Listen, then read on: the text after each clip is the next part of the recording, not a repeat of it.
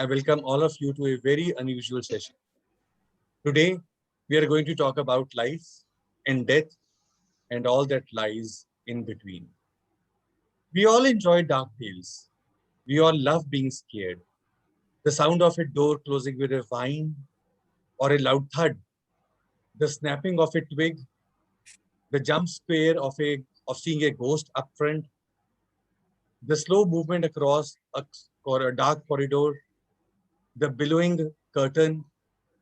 These are breathtaking movements that we have all enjoyed with thudding hearts.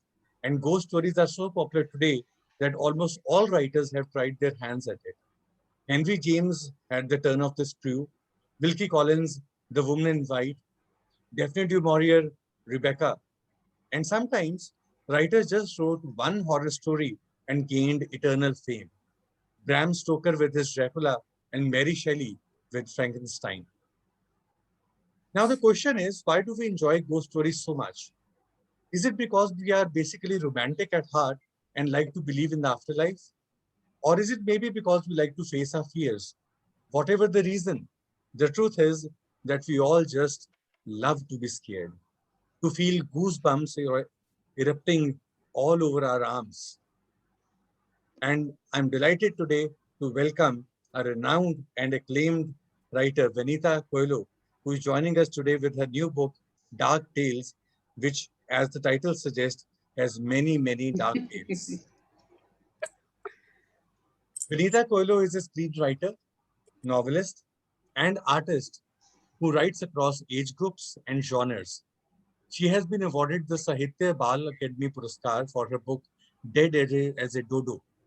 Among her other awards are the Hindu Goodreads Award for Best Fiction for Children, the Neve Award, and the Peak a Book Award. Her collection of feminist ghost stories, The Washer of the Dead, was longlisted for the Frank O'Connor Award. Her book, Soap Writing and Surviving Television, teaches how to write for the medium.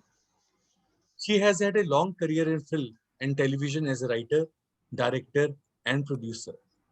Her work in canvas and glass was shown at her solo exhibition, The Naked Gaze. She lives in Goa and is working towards her second exhibition of paintings. Welcome, Vanita. And I'm sure that on your behalf and on behalf of Maja House, I can tell all the audience, be prepared to be terrified. Oh, gosh. All over to you now. I hope I can manage to stay you after that introduction. Gosh, you've scared me instead by setting the bar so high. Hi guys, how lovely to be involved with Maja House again. You are the most fantastic hosts. I had such a good time the last time I was there in Amritsar, and happy to be back. Thanks, Vanita. It's lovely to have you. And as Guru Pratap has just finished saying, I think we all love ghost stories. We love dark stories. And you seem to be a master at telling them, because book after book you're churning out with these, stories of ghosts and ghouls and, murder and mayhem and blood and gore and all of that. So looking forward to your reading also. And looking forward to talking to you a little bit about the new book that you've just done. Nazi and I are both going to be doing the conversation. So we've got our little list of questions prepared, which we'll be throwing out now. Nazi, can I go first then? Yeah. Yeah. So the first thing, of course, the title, Dark Tales, and you say ghost stories from India. So why the subtitle? Why is this ghost stories from India, and what makes it so specific to India, and how are Indian ghost stories different from ghost stories from Transylvania or wherever else? You'd have to say that we had to put ghost stories from India on the cover first, so everyone knew those ghost stories. Otherwise, you might look at it and say dark tales, and oh my God, these are psychologically disturbing things or something, which they weren't. They were ghost stories.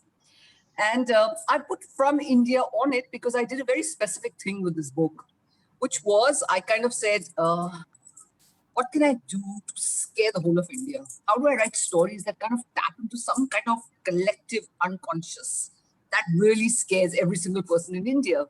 So I looked at the things that had scared us as a nation. And among those was, the Nirbhaya case, which is every woman's worst nightmare. There was the Utkarsh cinema case where you go to watch a movie and a fire starts and the doors are locked. You can't get out and you're burned to death. Absolutely terrifying. I looked at the Nithari case. And we just have such a surfeit of these horrific things happening in India. And I took all of these and I slipped the supernatural into them. So these very contemporary horrible things that have happened to India I use as the backdrop for the stories. And I thought that was important to do because so far Indian horror is kind of stuck in this very Ruskin-born loop. And it's all about lonely hill stations and it's about people doing planchette and it's about abandoned houses and people daring each other to go into abandoned houses.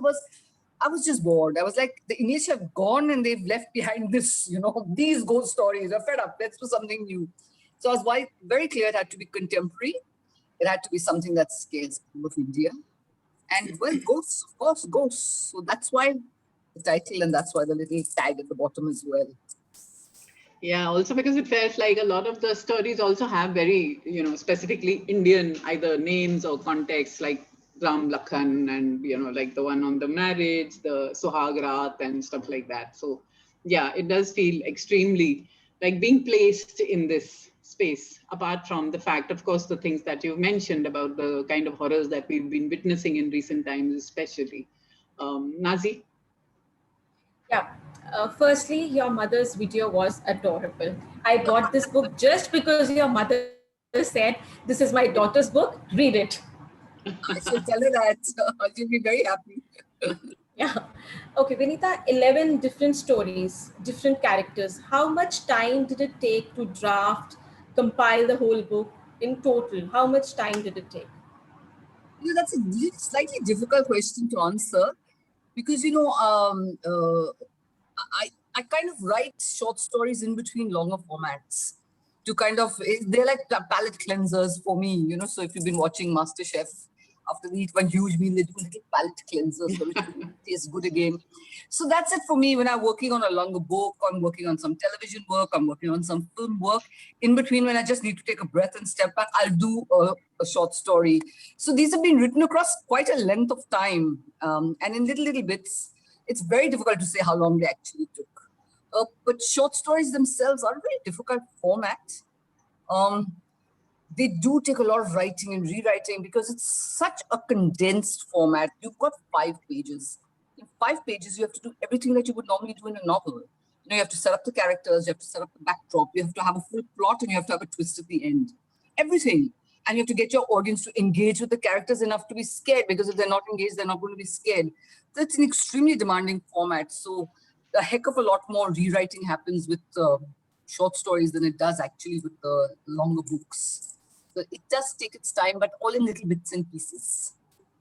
And does it happen you're writing one story and still you're thinking about the other one? Oh, I could change the ending. I could change this character. Does this happen or no? One story is done and done. No. Very much it's an ongoing process. And the thing is, once you start doing this, the stories themselves take over. You'll be wanting to work on this story and another story will say, hello, bye, excuse me, I want to get done and this is what happens in me.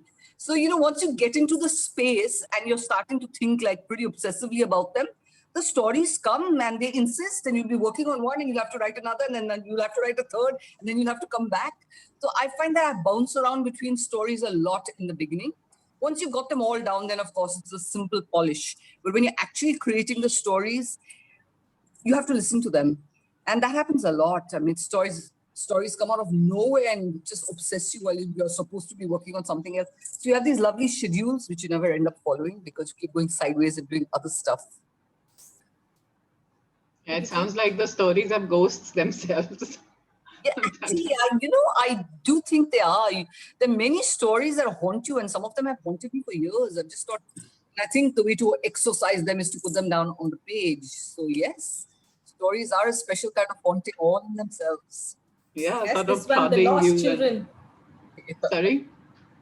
I said the lost children, this one had a great impact on me. 2 nights I couldn't sleep because of this story. That's a sad story, isn't it? Yeah, very sad. And it just came out of those headlines. Oh, those little children, nobody cared just because they were poor people's children. It broke my heart. And when I was trying to write it, I said, what do little children want? And I won't give away the twist, but that's what children want at the end of the day. It was very sad. It was actually quite depressing to write these stories, apart from trying to work twists and all into them, because you were actually looking at the state of India as well. And it's too much horror in India. There's just too many ugly, dark things that happen all the time. If you're powerless or you're poor in India, it's a very difficult way to live. What is it that always attracts you to the dark side? I mean, what is there in the dark? Yeah, you better blame my mother. She scarred me for life. When we were little kids, we used to live in Kolkata and we used to have these massive power outages. I mean, the power would go and stay off for like 8 hours. And she'd light this one candle and then she'd tell us these absolutely terrifying ghost stories.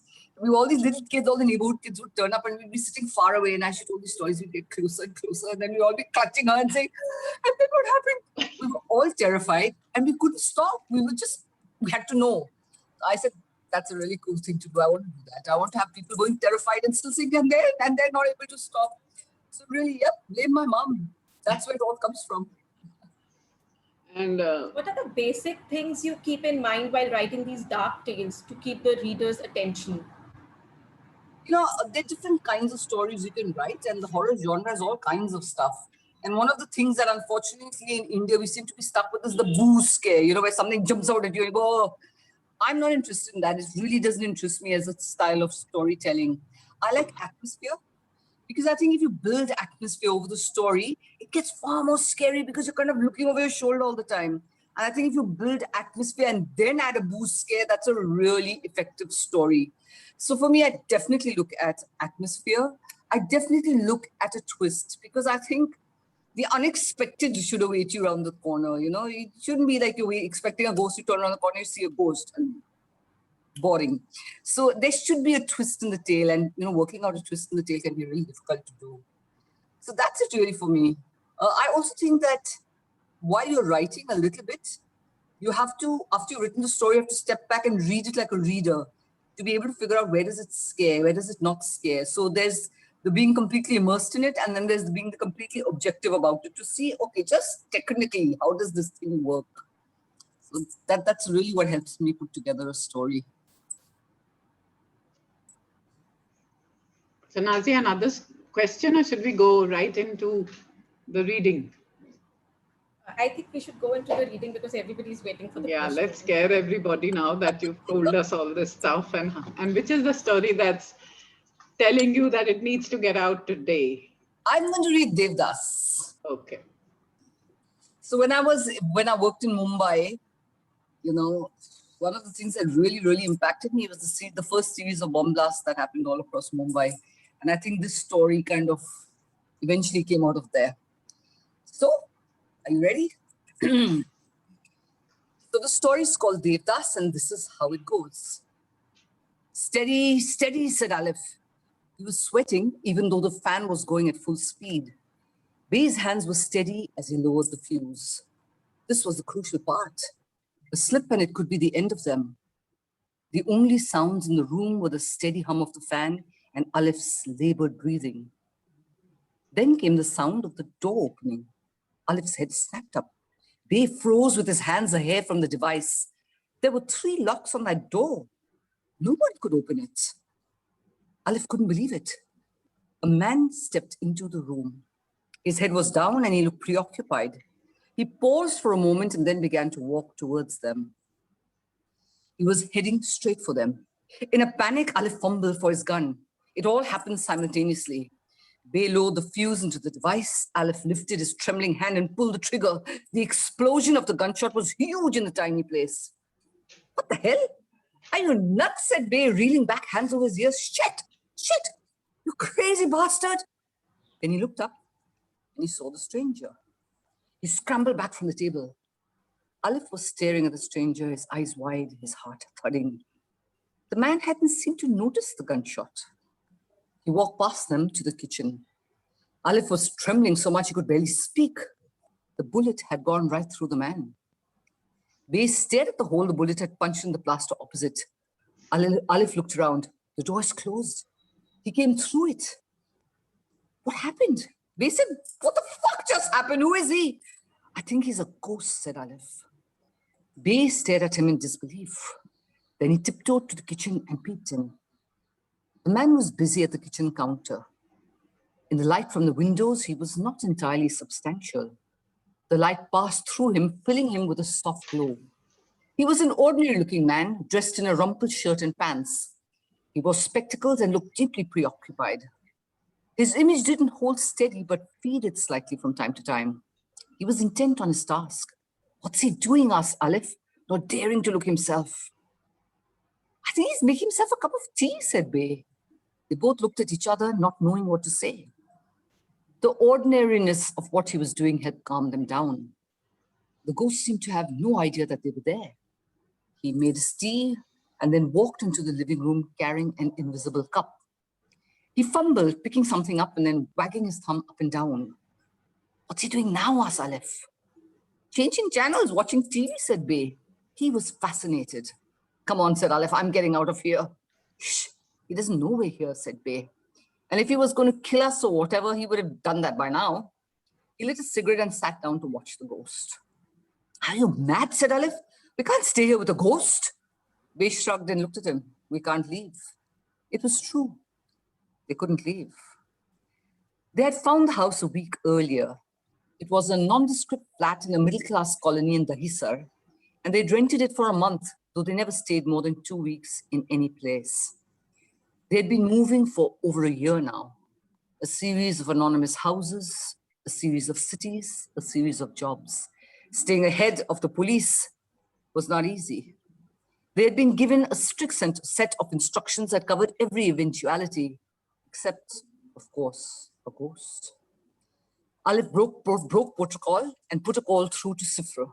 They stuck with numbers for everything. Sifra was not amused. "A ghost? What the shit have you boys been smoking?" Aleph swore he was stone cold sober. Getting cold feet," said Sifra. "You want out of this operation? You know that nobody leaves. You made the vows, and you know what happens." Aleph tried to explain, but Sifra was having none of it. "I will take you down personally if you so much as step 1 foot out of there." Aleph gave up on explaining because Sifra was clear. "You stay there until I tell you to move. Don't call again. A delivery has been set up for tomorrow, the 3rd location on your list." Aleph cut the call and turned to Bay. Bay made an "I told you so" face, then turned his attention back to the ghost. He'd been studying him intently. "What do you think happened to him?" "He died," replied Aleph. "What the hell could you think happened to him?" "I think he offed himself," said Bay. "He looks like a loser. Girlfriend must have left him." The ghost sat there in front of a TV set that only he could see. His shoulders were slumped and he exuded sadness. "Bloody Devdas," said Bay. The name stuck. Devdas watched TV all evening. Then he went back into the kitchen to make himself dinner. He ate it sitting at the table, a lonely, surreal figure, making all the gestures of a meal with nothing in front of him. When he lay down to sleep, he began to fade and slowly vanished. "That was interesting," said Bay. Aleph had not been able to draw a normal breath the entire evening, but it was just like Bay to forget about fear and become interested instead. He was their best man, with the sharpest eye and the steadiest hand. Aleph was his minder and did all the grunt work, fetching, carrying, making sure that Bay had all that he needed. Bay was the artist. Nothing must be allowed to upset him. Not that anything ever seemed to. Aleph thought it came from being a bastard who just didn't care about anything. Bay stretched and headed back to the table. "I'll close this up. You can make dinner." It felt eerie to be working at the same kitchen counter where a ghost had stood only a little while ago. Aleph tried to tell himself it was over. The ghost wouldn't come back. But at 7 o'clock the next evening, even though the door remained firmly shut, Devdas stepped through it. It was a pattern that the ghost stuck to firmly. He appeared every evening at about 7 o'clock, walking through the solid door. He seemed to have no idea that they were there as he made his dinner, watched TV, and finally fell asleep. Very rarely he answered a call, holding an invisible phone to his ear. Everything he did was ordinary and mundane. If he was replicating his life, then it had been a rather empty, lonely existence. Bay was fascinated from the start. It took a week for Aleph's fear to settle down, but he was still tense and nervous whenever Devdas appeared and didn't stop sweating until he faded away. He didn't even like talking about him, while all Bay did was speculate about the ghost. I bet that's why the rent is so cheap. The guy offed himself in this room, and the landlord didn't tell us. Stop talking about him, said Aleph. How do you think he killed himself? Asked Bay. I don't know, said Aleph. Doesn't look like he'd hang himself. Maybe poison? Cut his wrists in the bathroom? Will you stop talking about him, said Aleph. Why? He can't hear me.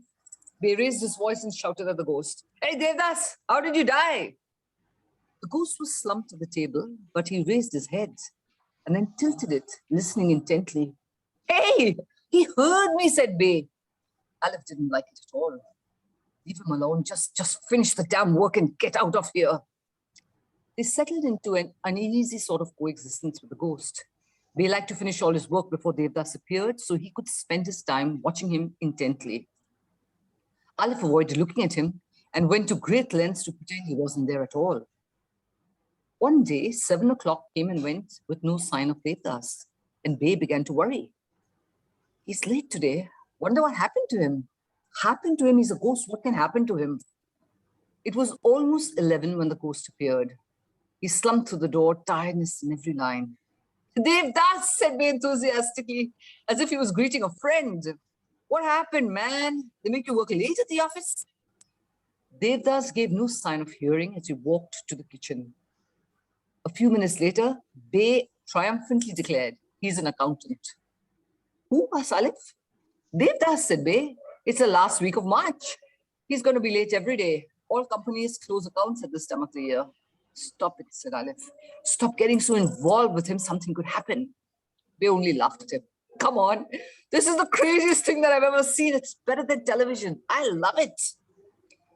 Devdas was standing at the window, staring out at the grey vista of peeling buildings. Why do you think he keeps coming back? Asked Bay. Hanging around, doing stupid things like making tea? Maybe he doesn't understand that he's dead. The next morning was shopping day, the one day in the week that Aleph got out of the house. He had never been so glad to be out in a crowded market. But his relief to be out of the flat was tinged with worry. He was scared of leaving Bay alone with the ghost. Bay was a crazy man. When Aleph came back, Devdas was sitting on the sofa. He could see the scuff pattern of the sofa through the ghost. Bay was sitting beside him. What are you doing? Asked Aleph. Get away from him. Watch this, said Bay. He was holding a paper bag. He blew it up and then he slammed it. It exploded with a sharp pop. The ghost started upright and began to look around. Bay began to giggle. Aleph didn't think it funny at all. His heart was thumping madly in his chest. He was petrified. Stop it. If he knows we're here, he might do something. You have to stop it. Reluctantly, Bay got off the sofa. For the rest of the evening, Devdas was restless, prowling around the house, tilting his head to listen again and again. Bay pointed at him. Look, he can hear us. We could communicate with him. You want to talk to him? Said Aleph. Why? You could tell us, said Bay seriously. What? What it's like being dead on the other side. I mean, they give us all this shit about virgins and eternal happiness, but he knows what it's really like. Let it be, said Aleph. I beg of you, just let it be. But Bay wouldn't. He trailed after Devdas, talking to him. What the fuck is it like being dead? Can you tell me that, Devdas? I need to know.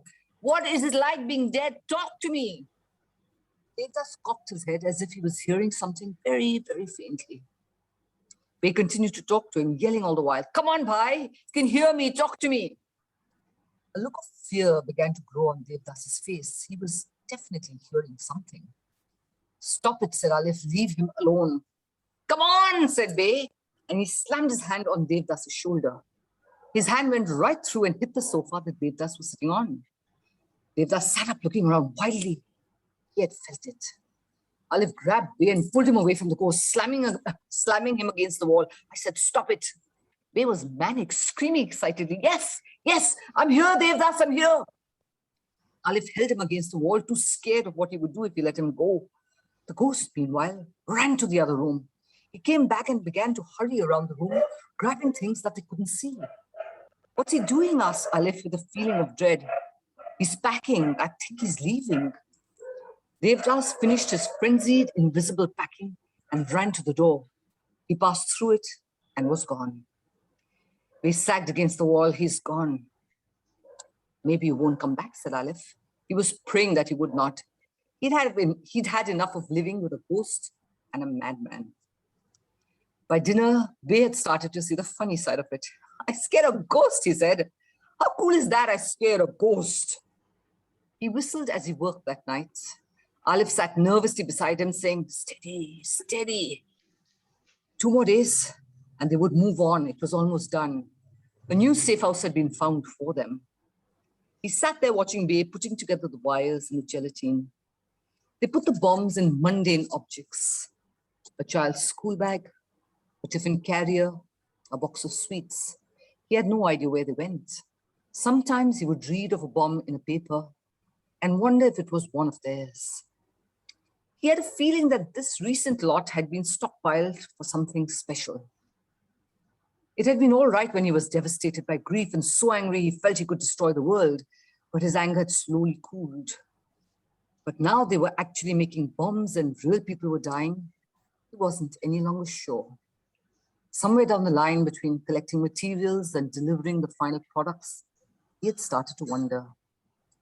On the rare occasions he went out, he walked among the crowds, looking at the faces, wondering which of them would die thanks to a bomb he had placed. It didn't make sense to him anymore. The bombs they made killed people of every religion, their own as well. He wanted revenge as much as Bay, but what kind of revenge was to be had when you killed those who were supposed to be on your side? He looked at the bomb as it lay there in a tiffin carrier. They were making deaths, more ghosts to hang around, unable to understand why they were gone. Devdas was gone for 2 days. He came back on the day they were supposed to leave. Aleph had finished packing, and Bay had just one IED left to arm. They were going to drop it off on their way out. Aleph was on his hands and knees, scrubbing the place clean of every evidence of what they'd been doing when he looked up to see a hand coming through the door. Oh, no way, said Bay, looking up eagerly. The rest of Devdas came through the door. He stood there nervously looking around. Hey, Devdas, said Bay, we missed you, bhai. Don't talk to him, said Aleph, but Bay wasn't listening. Arey bhai, good to have you back, he said. Devdas seemed to put something down. Then very, very slowly, he edged into the room. Finish the damn job and let's get out of here, said Aleph. Ignore him. But Bay wouldn't sit down. He followed Devdas, talking to him. Did you miss us too? Did you come back because you missed us? Stop it, said Aleph. Leave him alone. I know, said Bay. It's my last chance to communicate with him. Devdas was very nervous. He peered around and went carefully from room to room. Bay followed him, asking questions. Can you hear me? You ready to communicate, bhai? Devdas didn't seem to hear him as he methodically and carefully searched the whole house. Devdas paused in the bathroom. He bent to wash his hands. Bay leaned over and tapped him on the shoulder. Devdas shot upright. His eyes met Bay's in the mirror and focused. His expression changed to one of shock. He was actually seeing Bay. Both of them stared at each other for one long moment. And Devdas began screaming. His mouth opened wide, his eyes filled with terror. No sound came out, but Bay could see that he was screaming at the top of his voice. Then he turned and ran through the front door and vanished. What did you do to him, asked Aleph? He saw me in the mirror, said Bay. He actually saw me. Your face is enough to terrify a ghost, said Aleph. But Bay didn't reply. He glanced back at the mirror, and now he was standing there transfixed, just staring at it. A look of terror started to spread across his face. His lips parted and he whispered, it can't be. The ghost, he did something. The face that stared back from the mirror was a burnt ruin. The nose had bubbled and melted. The skin hung in tatters off the chin. The lips were gone and white teeth seemed to grin out of the horror of it. Aleph came to stand beside him. Two faces stared out of the mirror, both burnt beyond recognition. Barely recognizable as human, Aleph began to scream. Meanwhile, 2 floors down, the accountant was seated on his landlord's sofa, trying to drink a glass of water that rattled against his teeth. The landlord was apologizing. I'm sorry, but you didn't seem to see them. I thought it would be okay. The accountant could barely get the words out. Who are they? I don't know. I just rented out the room. I mean, how was I to know they were terrorists? The police behaved like I was one. I had to spend a night at the station. What happened to them? They were making bombs. Someone got careless and they were blown to bits. The landlord shook his head. The police tried to make me try and identify them. What was there to identify? They didn't even have faces left. He leaned forward to whisper, "Did you see them?" The accountant nodded. At first, I only felt like someone was there. Then I thought I heard voices and I felt something. Then today I saw them. The thought of the face in the mirror made him feel like screaming. The landlord shuddered. He still woke up from nightmares of the two of them, what was left of their bodies, contorted into impossible positions, their faces smeared and melted. They had never been identified. The police still referred to them as 1 and 2. "Why are they still there?" asked the accountant. "Maybe they don't understand that they're dead," said the landlord. "I don't know. What turns people into ghosts?"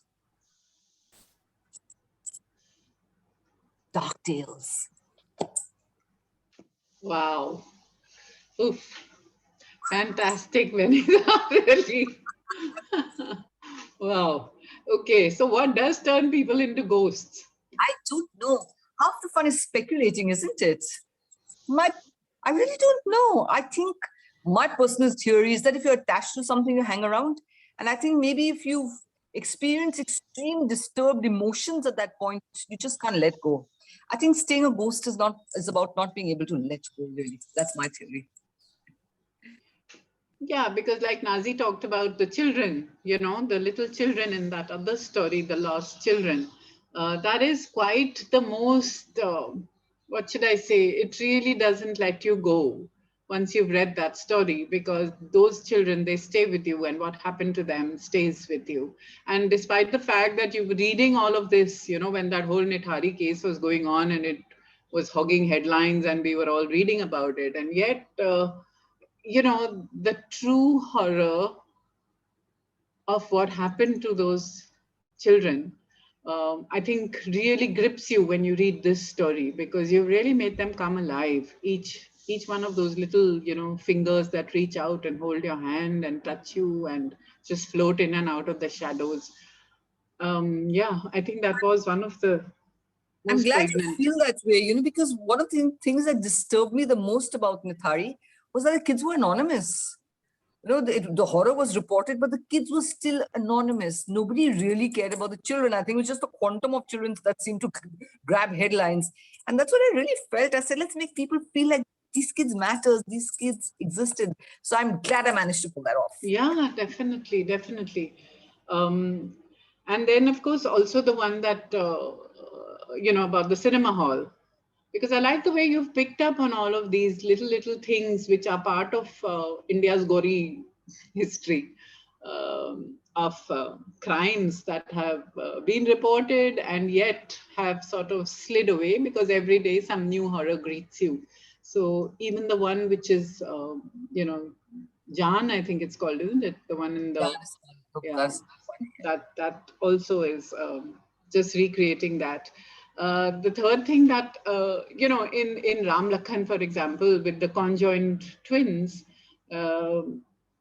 absolutely mirror images of each other, and yet wanting to destroy each other. So what is that trying to tell us?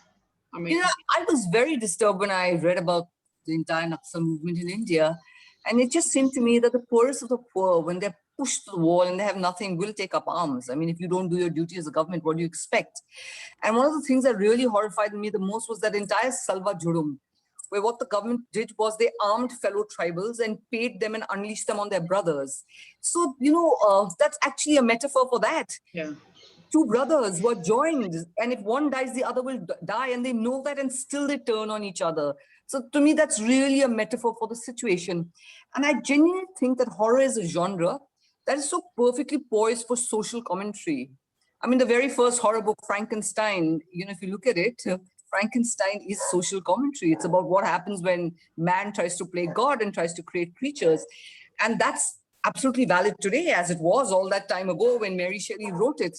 So I think through horror, through the monsters that you create that parallel our deepest fears, that parallel the horrors of the world, through the monsters, through the shadows that you show, you can actually comment extremely strongly on the state of the world.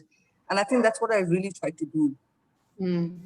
Yeah, because I remember the book that I think was mentioned also in the introduction, The Washer of the Dead, because a lot of that is there. It's almost like being, of course, they are sort of feminist ghost stories because they are talking mainly of violence against women and girls and what happens and how these people then turn into ghosts and, you know, come back to tell you their stories or haunt or whatever it is. But so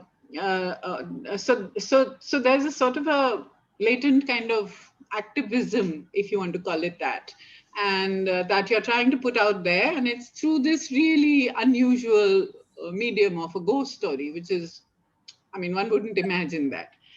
Here also, you know, I mean, the other one where you're talking in the same story, I think it's about, you know, poisoning the environment again. Do you want to talk about that and your activism? I'm an urban Naxal at heart. I can't help it. And in India, you know, I think you need to be, because the kind of horrors that are being unleashed around us, you have to stand up. So yes, that has been a strong thread to a lot of the writing that I've done. As you said, Washer of the Dead is really basically it's a feminist manifesto. But the thing is that I also, besides writing books, I also do television. And these are the sneaky tricks I learned from TV. That is no use preaching at people. You have to entertain them because you have to get them to sit down and listen. So, you know, first they sit down and listen, and then you can tell them whatever you need them to think about. So I found the horror story, the supernatural story, is a great vehicle for that, because everybody loves a good ghost. So you can do a ghost story, and through that, you can actually hold people in one place while you make larger points. So it's been my kind of go-to format when I have something that I feel very strongly about. And I, you know, at the moment, we've been through such horrors in the last year, and there's so many images that are stuck in my head. You know, migrants walking home, the banks of the Ganga studded with dead bodies, the funeral pyres. And all of this is at the back of my head. And, you know, I will eventually write about it, because I think our job as writers also is to speak truth to power. And I think we need to hold responsible those people who let this happen to our country, who abandon millions, who just let the poorest of the poor fend for themselves and die. And tell you how angry I am. And yep, in some way that will work its way into stories. We'll see when that happens. Yeah, because the lines there were really, I mean, they're really, again, extremely, like they speak, I think, to everybody, because this is exactly what's going on. And whether it's the extreme heat that we seem to be feeling in Amritsar right now or whatever, where you say the poison is in the womb, in the water, in the land, in the air. You know, it's that kind of poisoning. So that poisoning which comes from the land and the water and the air, and which obviously works itself into you ultimately, and therefore you do what you do. Yep, very true. Yeah, I can't tell you. You've caught me at a time when I'm so depressed about the whole future of India and the state of the world. So I've just been rushing to writing to stay sane. But, you know, it is through our books that we can speak up and say what we need to say. And that's really a blessing that we are writers, you know, and all creative people, the fact that they can actually use their art. And I think at times like this, it behooves you to use your art to speak up. You must speak up. It's your job. Nazi, do you have another question? We have a few questions over here. Has Vanita ever had an encounter with a ghost? Unfortunately, no. Nope. I keep getting asked that, and I haven't. I'm quite happy I haven't, because this way it's all up to my imagination. This way it's all up to my speculation. If I'd actually had an encounter, I think that would have limited me. I would have felt like, okay, this is what I have to write around. But right at the moment, I have unlimited imagination. The ghosts can do whatever I choose them to do. And Raman Bharti wants to ask, Vanita, ghosts are, do they stay in a particular place or they are moving with the person? Well, your guess is as good as mine, I have to say. I have no clue. Nobody has a clue, really, for whatever claims people might make. But, you know, I like the fact that ghosts are a twilight zone. You can believe, you can not believe, you can give them motivations that you wish. And as long as they're in a twilight zone, we can write about them. The day they were proved or disproved, that would be the end of a humongous amount of literature. All the several doors would close for us as writers. So I really don't know, but I'm happy to speculate. So we have another question from Dr. Gurutesh. What authors did you read? Those inspired you or you tried to emulate? Oh, I love reading horror and supernatural fiction. And one of the things I've actually done in this book is each story is a tribute to a different favorite author.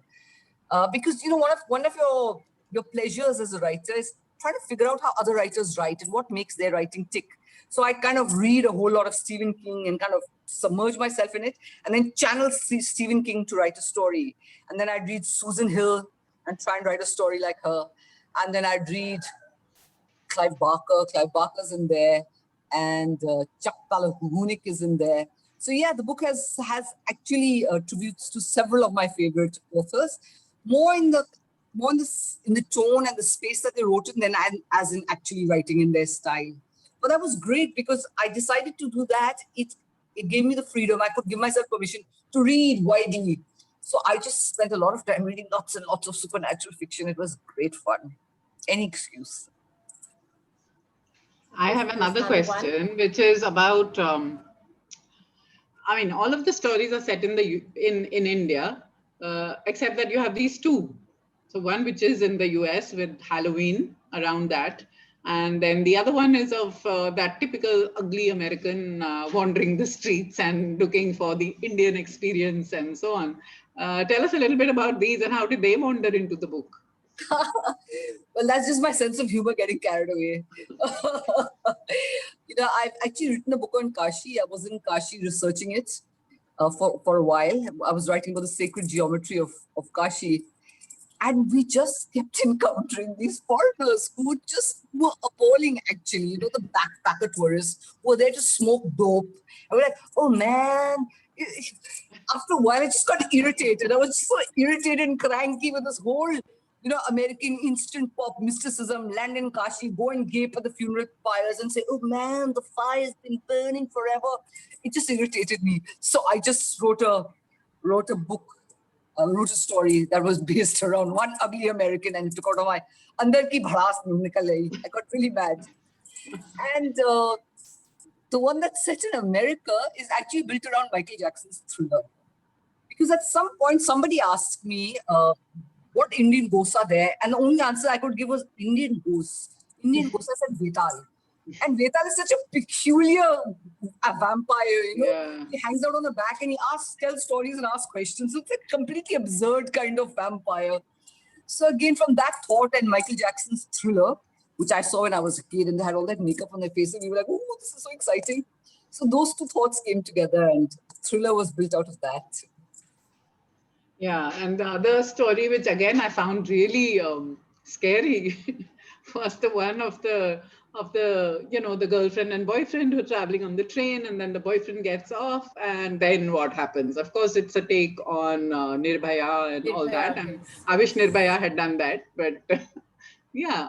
I tell you, that's a story that every woman finds terrifying, because at the point where the boyfriend gets left behind, you as a woman know that if you were on that train, you would be petrified. Because the train's moving, you can't get off, and you're just stuck.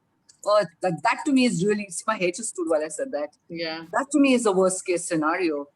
And the ending of that really is what you wish women could turn around and do. So much you wish, no? Yeah, really. I mean, many of the stories make sort of delight your heart from that point of view, including The Good Wife. I don't think I want to give it away, but that's another one. That was the best. That was the best. Yeah. So, Nazim, you have another couple of questions. You want to read those out also? 2 or 3 questions have come. This is from Simarankar. We all remember getting scared up to an age in our life from horror stories. Then comes a point where we go off tangent, are no longer or hardly by any story, except maybe the real stories that we get to read in the newspapers or magazines, or the ones we get to hear about from the people whom we trust, whom we have been through a horrifying experience themselves. Just like we stopped getting terrified of villains in the films, just a second, with age because we know there are people like us acting in front of a camera. What do these phenomena entail for a horror fiction writer like you? Okay. And how do horror fiction writers manage to scare readers of different age groups? Well, as a horror fiction writer, you can't scare readers across all age groups because you have to be very careful which age group you're talking to. Like, I don't dare to write horror fiction for younger children. I think that has to be extremely delicately handled. You don't want to do horror so that kids wake up having nightmares or, peeing in the bed. It's a huge responsibility to write horror for kids. So I don't do that. I write horror for adults. Again, you have to make a choice about which kind of audience you're reaching out to. I was very clear that I was writing for an Indian audience and hang the foreign audience, because I think an Indian audience deserves better horror than they've been currently getting. And to me, I like to stay authentic. I like to stay tied to my roots, and I like to write for an audience that I totally understand. So it is an Indian audience. There's also a really important ethical question that you have to walk this ethical path, because is it fair to sensationalize and scare people to be able to sell a book? Is that what you're doing? And I was quite clear I wasn't doing that. I was like, I'm doing this so that I can talk about larger issues. Through these stories, I am going to talk about larger issues. Because in any case, India is a country that is absolutely awash with superstition. You don't want to add your 5 bits to it as well. So you have to make choices as a horror writer. So for me, it's really not so much about horrifying people. It's not so much about proving the paranormal exists. I'm happy to leave it in this, in that twilight space. For me, it's about using horror to touch people, because, fear is one of the strongest emotions that we have. And if you can touch the fear in a person, you can make them listen.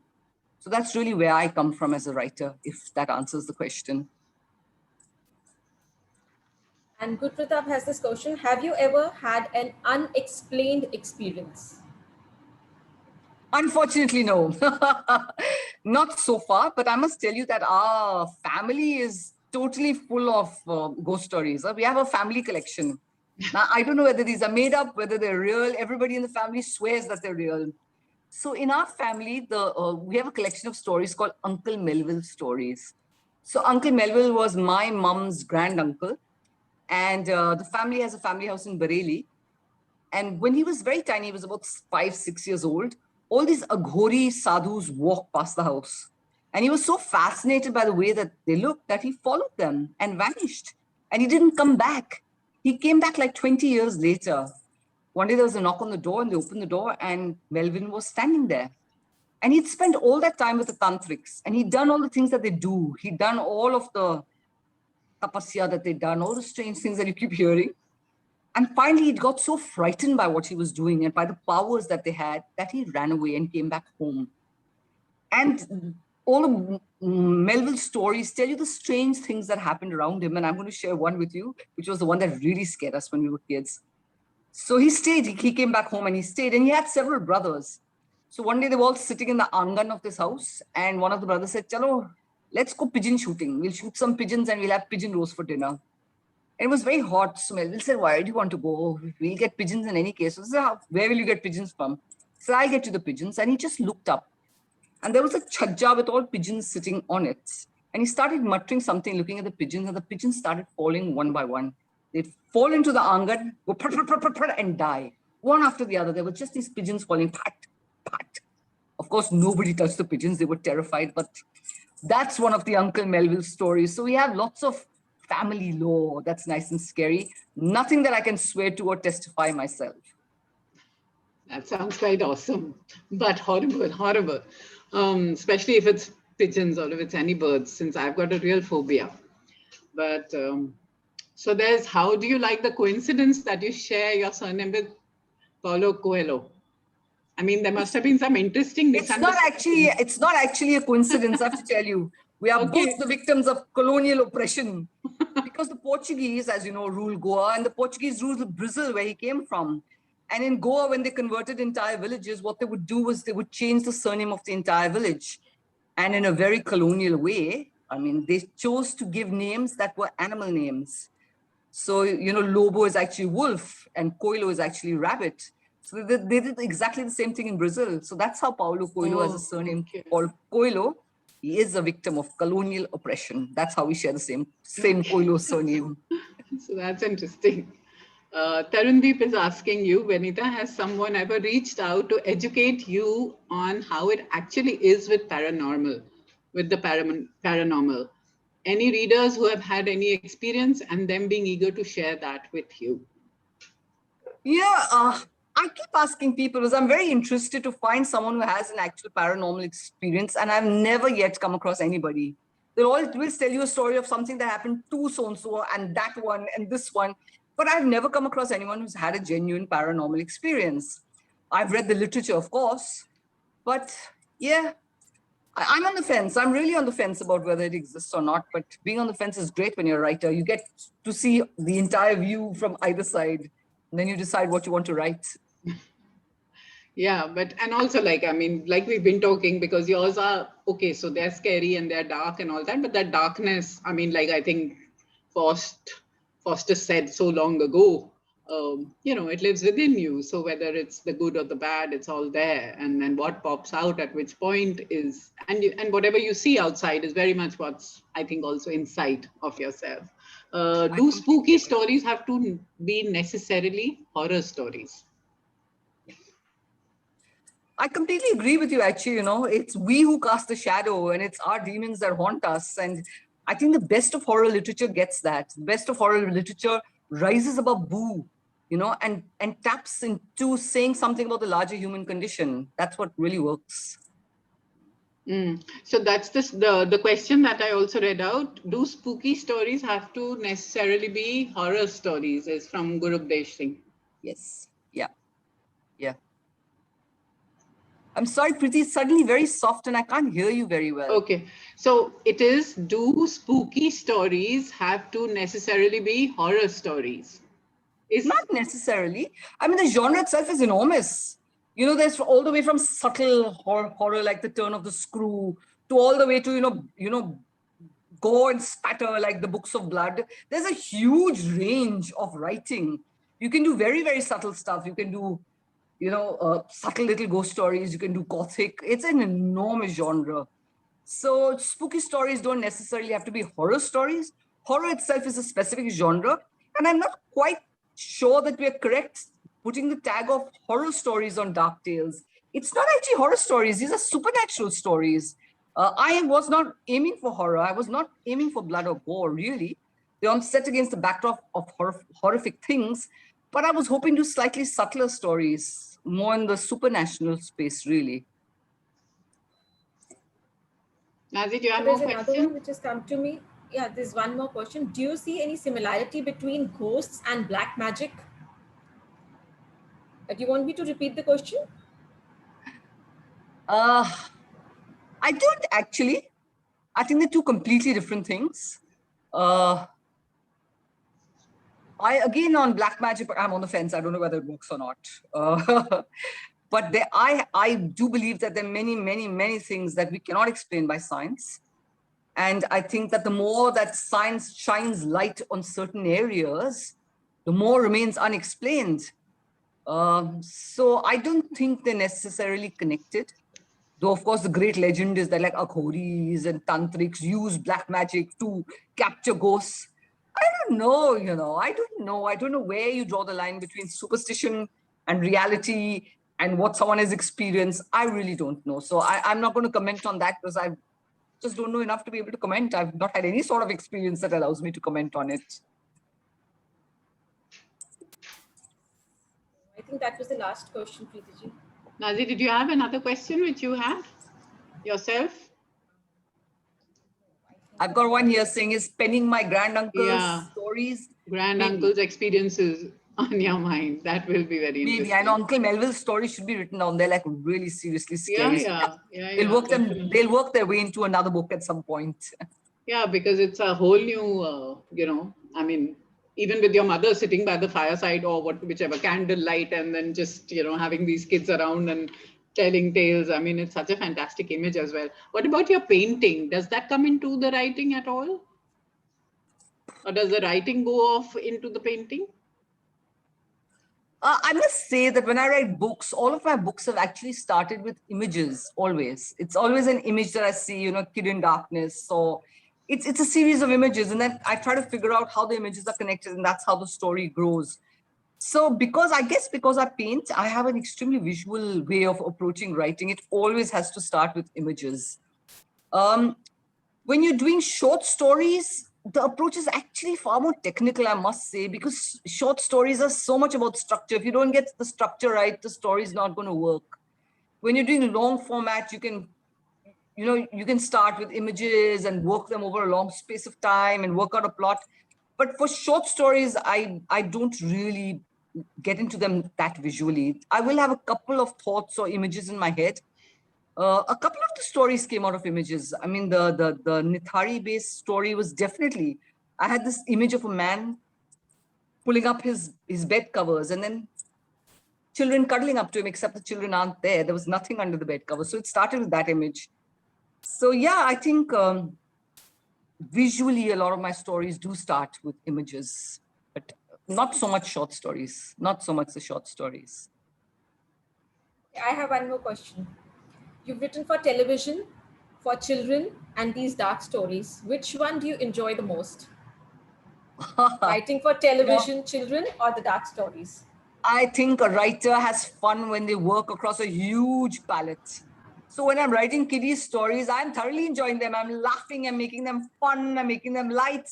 When I'm doing dark stories, I'm thoroughly enjoying trying to scare people. So, I think a writer should have fun trying to hand at every kind. So it really depends what space I'm in at that point. Yesterday I was doing a session and I was asked, well, writing or directing? And I was, it really depends, because sometimes you want to be solitary and you want to write, and then you do 6 months writing, and then you get fed up and say, oh my God, I need people in my life. So then you direct, because a crew has 30 to 40 people, you get to interact with them. So yeah, you should have a whole range of flavors to make your life really tasty. So I'm happy to write the kid stuff. I'm happy to write the scary stuff. I'm happy to write the detective stuff. I'm happy to do the TV. I'm happy to do the books. It keeps life interesting. And there's Rashmi Nazari, who's joined us from Guwahati. She's a writer from the Northeast, from Assam, actually, Bodo. She says, Vanita, you enter a room or just look out into the sea or the hills. Does a creepy feeling creep up your spine just out of nothing and triggers your imagination? Another thing, please, happens to me. You stare at yourself in the mirror, smile ever so lightly, and it kind of gives you the creeps. Does that happen to you? I'm a tough nut. After years of reading every kind of bloody, scary book, I'm difficult to scare. I lived alone in a house in Goa, all alone, me and one dog, through an entire monsoon. Where you'd wake up in the morning and there would be a snake in the front room. I did it all very calmly in my stride. So I'm really tough to scare. But what does scare me are stories. The only time I've got scared is when I'm reading a book. Not even when I'm watching a film so much, because I think in a book, you bring yourself to the book so much. It's such an immersive experience that books scare me. Just last week, I was reading a series of scary stories by a writer called China Melville. And halfway through, I had to just close the book and put it down. I told my daughter, okay, I have to take a break. That is just too scary for me. Oh, and I must say, I was recently scared because I was watching this new web series on Netflix. I don't know if you caught it. It's called Katla. And it's set on the background of an exploding volcano in Iceland. And that's a scary series. Lots of atmosphere. What's the spelling? Katla. Katla. It's very good. Okay. But I'm a tough one to scare. I don't walk into rooms and get frightened. Lights go off, I don't get frightened. Creepy things crawl over me, I don't get frightened. It's Goa, it must be a worm, or must be some Goa thing. Yeah, anyway, that sounds delightful, and it's great for your readers because you don't get frightened. Otherwise, maybe your ghosts would have been much more timid. Who knows, no? So these guys are robust fellows who are like scaring the hell out of us. And I think that's what we like. I think that we come to the close of a really interesting session with you, Venita. I'd have actually liked you to read some more and scare us some more, but maybe we'll wait for that another day, and maybe you have to come here and do it. So that's Oh, I would love to. even How I better. would love to break out of lockdown and come rushing all the way there and eat chole bhature. I eat those stuffed parathas. Oh, give me half a chance and I'll be at your doorstep. No, thank you so very much for Welcome. being here with us this evening, and also for reading to us. That was really, really phenomenal, because you got each character just right. You know, they were like, in my head, they were sort of speaking like that, and there they were happening in front of you. Thanks, Nazi, for being here and for doing the conversation. Thank you, And Preeti thank ji. you I to had the to be here. It's Vanita's session. I know, absolutely. And as Amritsar's book fairy, you're the one who's also pushing, you know, us all to get this book for our kids or for ourselves, young adults or whatever. So yeah, thank you very much. And thank you, Arvinda ji, and the No, entire no, team from always Mother there. House. Thank you, Vanita. It was very interesting, but that question still remains unsolved. Whether there's a similarity between the black magic and the ghosts, because a lot of tantrics, they use the black magic to invite ghosts, to spread ghosts, and to whatnot. Your guess is as good as mine. All right, right. And if we had let in the audience here, we would have had many ghost stories also, you know.